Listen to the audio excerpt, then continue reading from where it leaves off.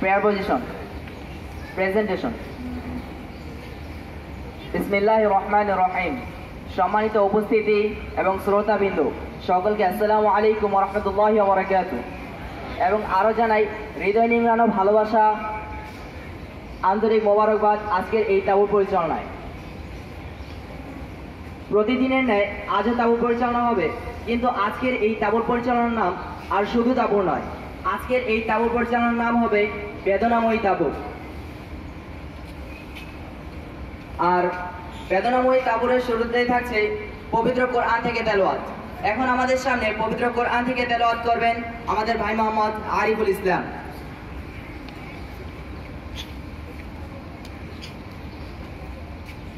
السلام عليكم ورحمة الله. أعوذ بالله من الشيطان الرجيم. بسم الله الرحمن الرحيم. وهو الغفور الودود ذو العرش المجيد فعال لما يريد. هل أتاك حديث الجنود فرعون وثمود بل الذين كفروا في تكذيب والله من ورائهم محيط. بل هو قرآن مجيد في لوح محفوظ. صدق الله العظيم. السلام عليكم ورحمة الله.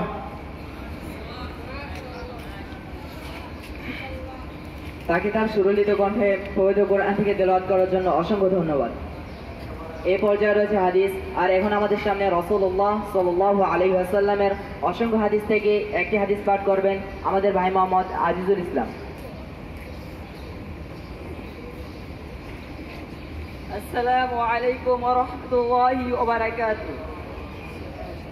عن عثمان رضي الله عنه عن النبي صلى الله عليه وسلم قال: من مات هو يعلم لا إله إلا الله يدخل الجنة. رواه مسلم. হযরত উসমান রাদিয়াল্লাহু আনহু থেকে বর্ণিত, তিনি বলেন, নবী করিম সাল্লাল্লাহু আলাইহি ওয়াসাল্লাম বলেছেন, যে ব্যক্তি ঈমানের সাথে মৃত্যুবরণ করবে সে জান্নাতে প্রবেশ করবে। মুসলিম। আসসালামু আলাইকুম ওয়া রাহমাতুল্লাহ।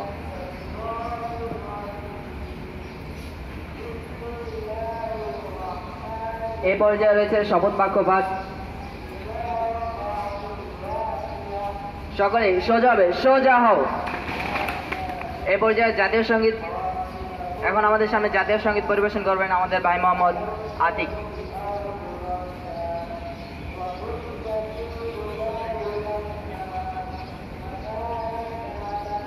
1 2 3 4 আমার সোনার বাংলা আমি তোমায় ভালোবাসি চিরদিন তোমার আকাশ চিরদিন তোমার আকাশ তোমার বাতাস আমার প্রাণে ও মায়া আমার প্রাণে বাজায় বাঁশি সোনার বাংলা আমি তোমায় ভালোবাসি ও মা পাগলে তোর আমের গানে গানে পাগল করে মরি হায় হায় ও মা পাগলে তোর আমের গানে গানে পাগল করে ও মা জানে তোর পরাণ গেছে দেখেছি আমি মা তোর মুখের বাণী আমার কানে লাগে সুধার মতো মরি হায় হায় রে মা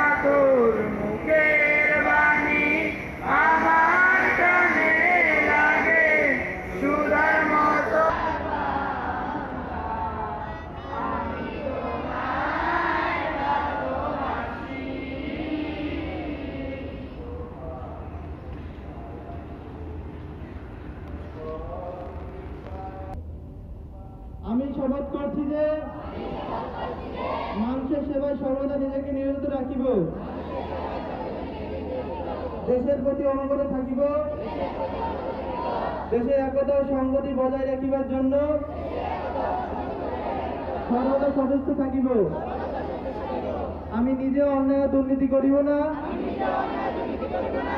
অন্যায় দুর্নীতিকে প্রশ্রয় দেব না। হে আল্লাহ আমাকে শক্তি দিন, আমি যাতে বাংলাদেশ সেবা করিতে পারি, বাংলাদেশকে একটি শক্তিশালী ও আদর্শ রাষ্ট্র হিসেবে গড়ে তুলতে পারি। আমিন।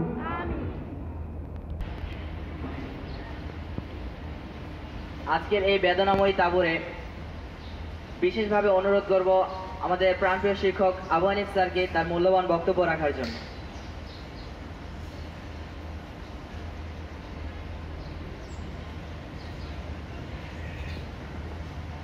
আশ্বিনের এই সকালবেলায় সকলকে স্বাগত জানাচ্ছি।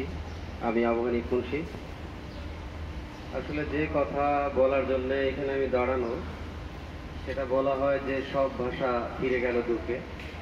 আমি এই স্কুলে দীর্ঘ 6 বছর 5 বছর 7 মাস আছি। তো নিবন্ধনের একটা চাকরি হয় কলেজে, সেই জন্য আমি প্রথম 25শে আগস্ট ওই কলেজে দেখা করি। কিন্তু ওই কলেজে দেখা করতে গিয়ে আমি খুবই মর্মাহত হই এবং আমার মনে হয় যে আমি আসলেই অনেক ভালো আছি এবং সিদ্ধান্ত নেই যে আমি যে এই যে রিজাইন লেটারটা দিয়েছি এটা উইথড্র করব। এমনকি আমার দায়িত্বশীলকেও বলি যে আমি আসলে রিজাইন লেটার উইথড্র করব। মনে মনে ইচ্ছে ছিল যে আমি এখানে স্থায়ীভাবে থেকে যাব। পরে কোনো মতেই আমি যেতে চাই না, কোনো মতেই না। অনেকের দৃষ্টিতে মনে হবে এটা একটা সাধারণ কথার কথা, আসলে কথার কথা না। কারণ হচ্ছে একটা জায়গায় এটাকে যেটা বিজ্ঞানের ভাষায় বলে অভিযোজন, এই অভিযোজন হয়ে গেলে সেইখান থেকে চলে যাওয়াটা খুবই মুশকিল ব্যাপার। তো ওখানে গেলে আমার কান্না কান্না আসতো। পরে দেখা করার পরে নতুন জায়গা, ভীষণ খারাপ লাগলো। এরপরে এখানে আসলাম, আসার পরে সিদ্ধান্ত নিলাম পারিবারিকভাবে, পরিবারের সবাইকে জিজ্ঞাসা করলাম। তারপরেও আবার 11 তারিখ গেলাম সেপ্টেম্বরে, এখানে ওই একই সমস্যা, আমার যেতে ইচ্ছে করে না। তারপর আবার গেলাম 18, 19, এরকম যেতে যেতে যেতে যেতে মনে হলো যে তো পরিবার কোনো মতেই চায় না যে আমি ওই চাকরিটা ছেড়ে দিই।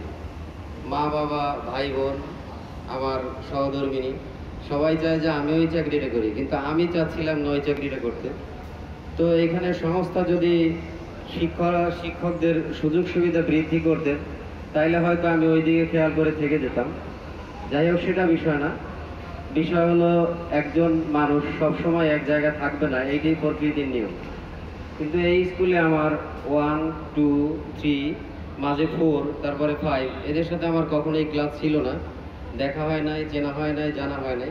তো এখানে যারা আছে এখন বর্তমানে 10-এ পড়ে, এদের সাথে আমি ক্লাস 4 থেকে মনে হয় শুরু করছি, আজকে এরা 10-এ পড়ে। দীর্ঘ 6 বছরেই এদের সাথে চলাফেরা আছে। তারপরে 9, তারপরে আছে 8, তারপরে 7, 6, এদের সাথে অনেক দিন। যারা নতুন 6 পড়ে এদের সাথে খুব অল্প সময়। তো আমার মনে হলো যে 6-এর ছেলেরা একটু খুব বিবেচক, খুব বুদ্ধিমান, এদের পরিকল্পনাটা খুব উন্নত। এরা অবশ্যই আমার মনে হয় ভালো কিছু করতে পারবে যদি এইভাবে এই চিন্তা পরিকল্পনা এদের থাকে। আমার দৃষ্টিতে মনে হয়েছে একটু নমনীয়, একটু ভদ্র, শান্তশিষ্ট, এরকম মনে হয়। যদি অন্যের দৃষ্টিতে কি মনে হয় তা আমি জানি না। তো আমি হয়তো শেষ পর্যায়ে এসে এই সেপ্টেম্বরে যে ডিউটি করেছি এতে আমার অনেক গাফলতি থাকতে পারে বা আমার কমতি থাকতে পারে। এই জন্য শিক্ষার্থীদের মধ্যে থেকে, দায়িত্বশীলদের মধ্যে থেকে আমায় ক্ষমার দৃষ্টিতে দেখবেন। আমি অনেকদিন ছুটিও নিয়েছি, আসতে পারি না নিয়মিত আসলে আবার অর্ধ দিবস পরে 2 দিন চলেও গিয়েছি।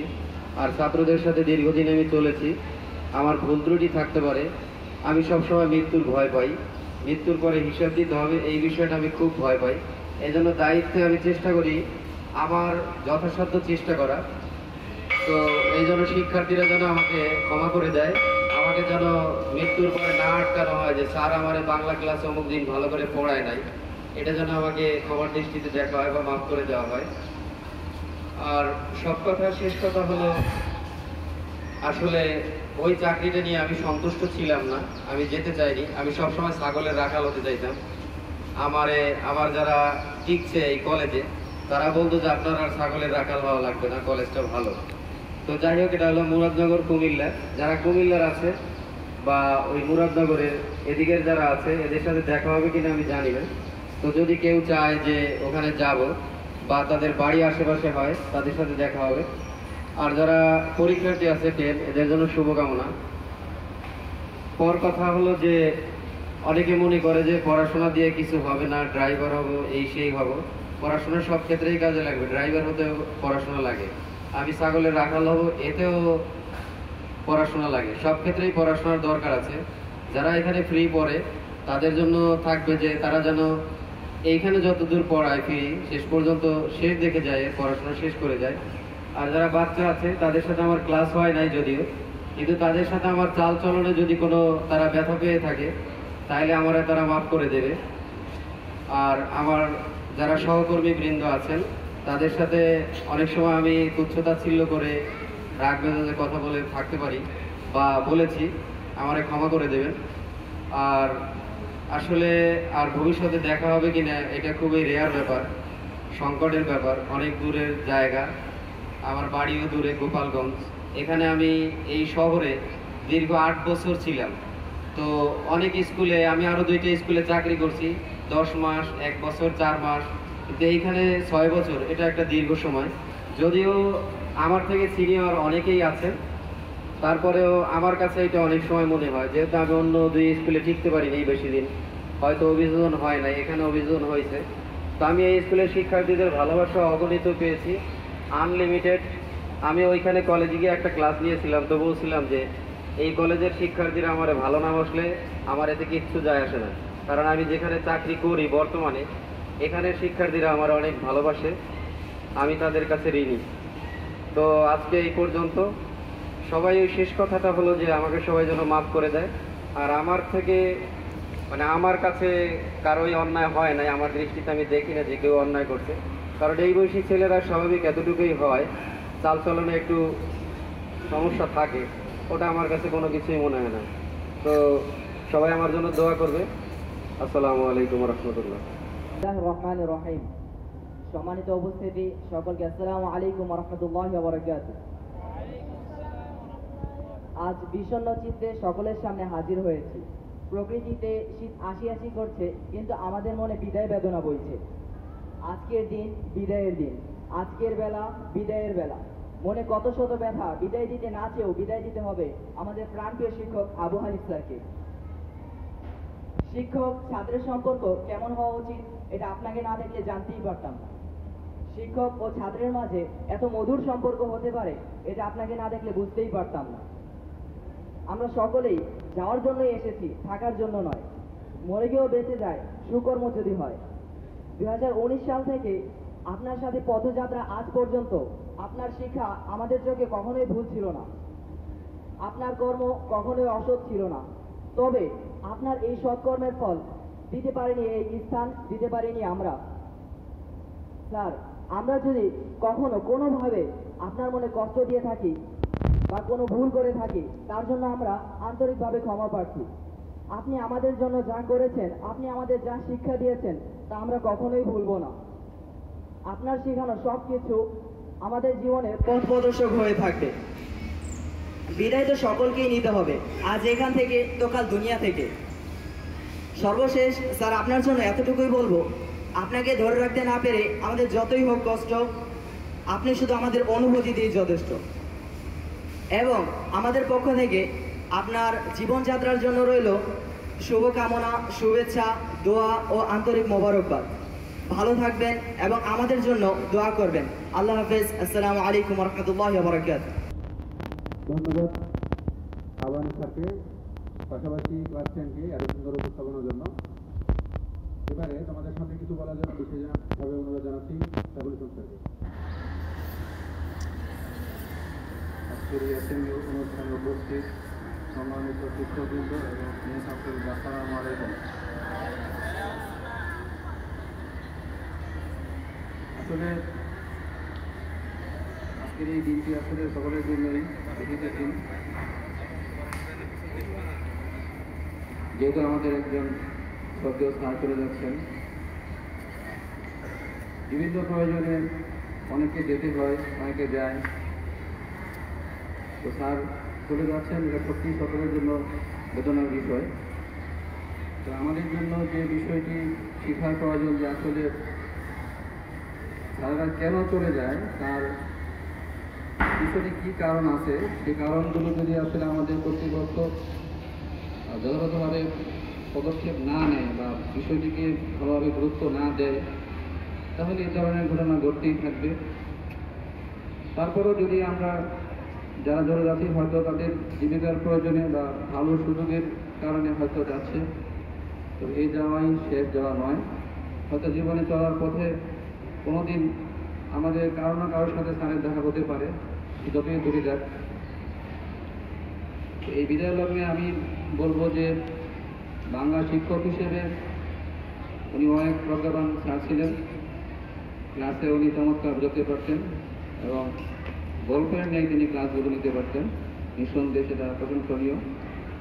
তো স্যার যেখানে যাবেন ভালো থাকবেন, তোমাদের যেরকম শ্রদ্ধা পেয়েছেন, যেখানে যাবেন ওইখানকার ছেলেমেয়েরাও স্যারকে শ্রদ্ধা জানাবে, ভালোবাসবে। আশা করি সেটা হয়তো হবে, কারণ মানুষের সাথে যখন মানুষের ডিলিংস হয়, কোনো না কোনোভাবে কারো না কারোরা কাউকে না কাউকে সেখানে পছন্দ হয়ে যাবে, ভালো লাগে, সেটা আস্তে আস্তে হয়ে যাবে। স্যারকে বলবো যে এই ব্যাপারে আসলে দুশ্চিন্তা না করার জন্য। আর আমাদের সকলের জন্য স্যারের কাছে অনুরোধ থাকবে, তিনি যেন আমাদের এই স্কুলটাকে ভালোবাসেন, এই স্কুলের জন্য দোয়া করেন।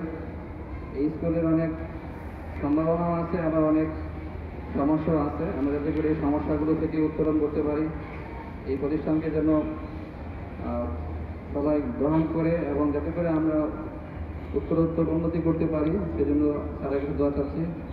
আর সকলের তরফ থেকে আমিও স্যারের কাছে দোয়া চাচ্ছি যাতে করে আমাদের জন্য তিনি দোয়া করেন, আমাদের উন্নতির জন্য, কল্যাণের জন্য।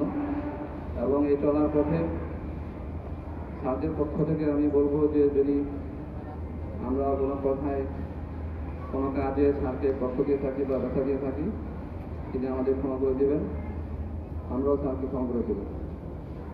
ধন্যবাদ সকলকে। পুরস্কার তুলে দেবে আলামিন এবং মোহিত।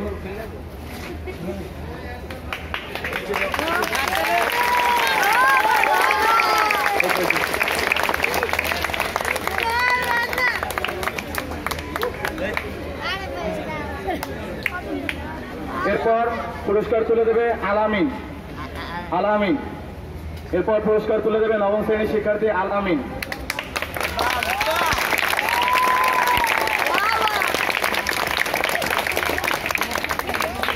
এরপর পুরস্কার তুলে দেবে নবম শ্রেণীর শিক্ষার্থী মোহাম্মদ শাহাদাত হোসেন সাহেব। আবু হানিফ স্যারকে পুরস্কার দিচ্ছে মোহাম্মদ শাহাদাত হোসেন সাহেব, নবম শ্রেণী।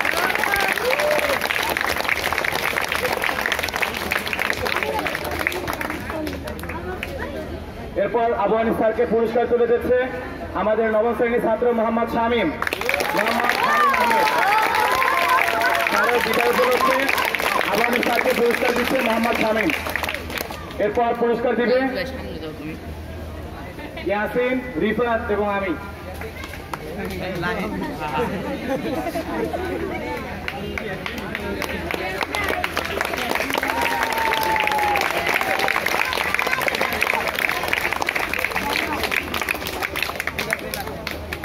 ধন্যবাদ সকলকে। এরই মাধ্যমে শেষ হলো নবম শ্রেণীর শিক্ষার্থীদের পুরস্কার প্রদান।